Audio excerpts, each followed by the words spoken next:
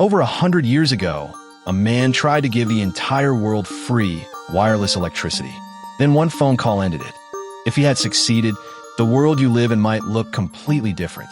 His name was Nikola Tesla, and he had already changed history once. The electricity powering your home right now uses a system he helped create. But Tesla didn't want to stop at wires. He had a far wilder dream. He believed energy could be sent through the air itself. No cables, no bills, no limits. Power for anyone, anywhere on Earth, pulled out of thin air. In 1901, he began building a monument to that dream. A giant tower on Long Island, called Wardenclyffe. Almost 60 meters tall, designed to broadcast power and messages across the planet. To build it, he needed money, and he found one of the richest men alive. The financier J.P.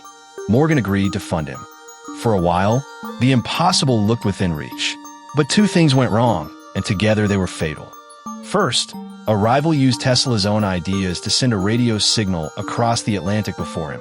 Suddenly, Tesla looked slow, and his grand project looked less urgent. Then came the question that, the story says, killed the whole dream. Morgan is said to have asked, if anyone can pull power from the air, where do we put the meter? Free energy for everyone was a beautiful idea. But you cannot build a beautiful idea. The funding stopped, and without it, Tesla could not go on. Work on the tower slowed, then halted. The dream began to rot. Tesla poured himself into it, but the debts piled up, and the investors stayed away. In 1917, the Great Tower was demolished, sold for scrap to pay what he owed. The man who dreamed of powering the world died years later, alone and nearly broke.